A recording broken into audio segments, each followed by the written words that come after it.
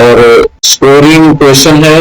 Right, अब तो ये बार ग्राफ दिखाई दे रहा है, इसे बार ग्राफ बोलते हैं। इसमें आपको दिया क्या है वो पहले जान लीजिए। ये आपको दिया हुआ है कि फैमिली इकोनॉमिक ग्रोथ 2020 से 2023 तक किसी परिवार की ग्रोथ है, फैमिली ग्रोथ है। और जैसे कि 2020 में ये बार था अराउंड 60, अबाउट 60 है, 60,000 रुपीस में या डॉलर्स में आप मान सकते हैं। और एक्सपेंसेस यहाँ थे, आप अंदाजा लगा सकते हैं कि ये कितना हो सकता है। ये 60 है तो ये मान लो 55 है। और फिर इनकम परिवार की 2021 में बढ़ के यहाँ तक आ गई। ये आप मान लीजिए ये 70,000 मान लीजिए इसे, ये इनकम यहाँ तक आ गई। और ये सेविंग, नेट सेविंग यहाँ दिखाई दे रही है।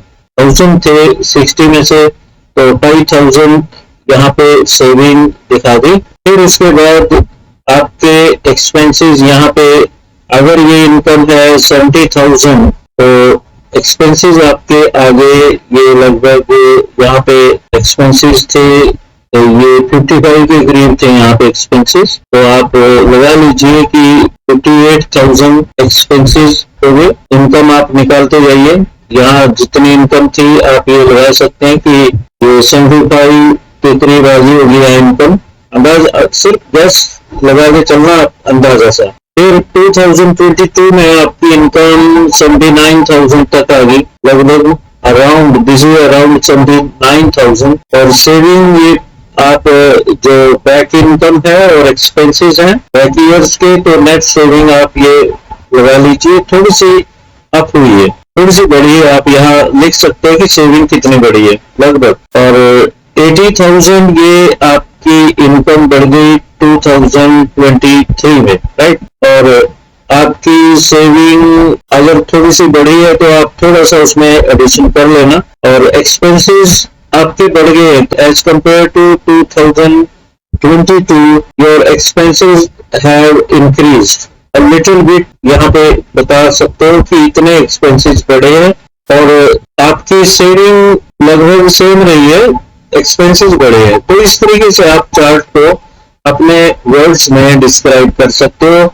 इसका एग्जांपल मैं आपको नीचे दूंगा। और ये नीचे ये ब्लू में इनकम है और ये एक्सपेंसेस है और ये ग्रीन में सेविंग्स है। और ये ऐसे चलता है, ये एक्सिस है, एक्स एक्सिस इसे बोलते हैं, ये इकोनॉमिक्स वाले स्टूडेंट्स समझते हैं इसको। और ये वाई एक्सिस है, वाई एक्सिस। और इस तरीके से यहाँ 20,000, 40, 60 ये इनकम दिखाई गई है पर ईयर। आप इस तरह से बना सकते हैं। मुझे उम्मीद है कि कम से कम आपको ये ग्राफ समझ आ गया होगा कि किस तरीके से आपने ये शो किया है और आपने देखा है और मैंने आपको समझाया है कि किस तरह से आप इसको कर सकते हैं। आगे बढ़ते हैं। अब इसका एनालिटिकल पैराग्राफ कैसे डेवलप करना है आपको, फिर आप लिखोगे analytical paragraph. 1 minute. Analytical paragraph जो मैंने आपको बताया है, जो समझाया है वही लिख देना है बस।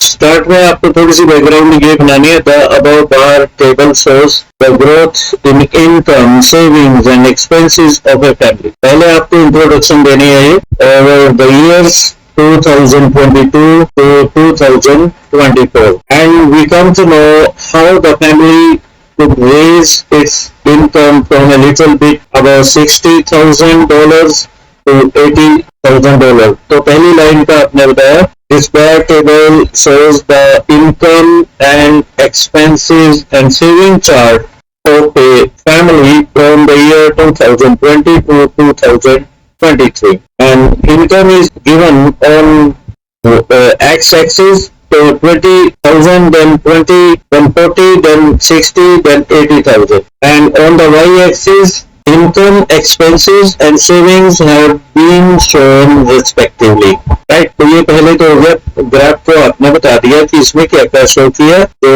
y एक्सिस है आपकी, ये x एक्सिस है, इसे x एक्सिस कहते हैं, और ये y एक्सिस है। इस पे 40,000, 60,000, 80,000 ये जीरो से ये दिखाएगी। आप इसी को लिखना होता है। और इधर इनकम की बाहर आ गई पहले, फिर एक्सपेंसेस की आई और फिर सेविंग की आई, इनकम, एक्सपेंसेस, सेविंग। तो इस तरह से ईयर वाइज दी गई है। The family income grew steadily over the 4 years। परिवार का की जो इनकम थी धीरे धीरे बढ़ी है 4 सालों में विद ईयरली एवरेज ग्रोथ। अगर आप परसेंटेज निकाल सकते हो तो 7.17% की ग्रोथ रही है।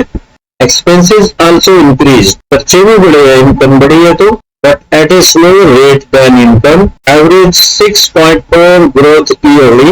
This resulted in a positive saving trend with average saving growth of 11.53% each year. These findings suggest that the family was able to manage their income effectively, allowing their savings to grow at a healthy rate. Healthy rate इसलिए कि expenses इनके control में रहे, इतने ज्यादा नहीं बढ़े और साथ में ये सेविंग करते रहे। अगर एक्सपेंसेस इनकम से ऊपर हो जाते तो ये नेगेटिव होता है इफेक्ट इसका, तो परिवार नहीं चल सकता इस तरह अगर एक्सपेंसेस ज्यादा बढ़ जाते हैं।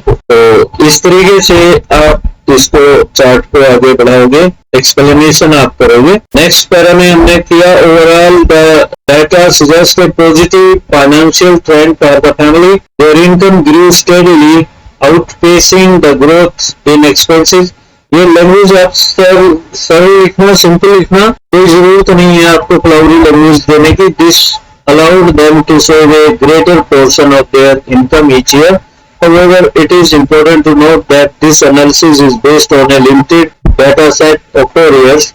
ये कह देना है कि 4 साल का डाटा था, अगर ज्यादा कई साल का डाटा होता तो उससे बेहतर एनालिसिस कर सकते थे। तो सिंपली आपको डिस्क्राइब करना, डरना नहीं है क्वेश्चन से। इससे बहुत ही सरल शब्दों में आप इस बात को कह सकते हो। डाटा आपके पास होता है और इजीली आप इसको एक्सप्लेन भी कर सकते हो। मुझे पूरी उम्मीद है कि ये आपको समझ आया होगा और लेट मी फिनिश। मैं इसको फिनिश करता हूँ।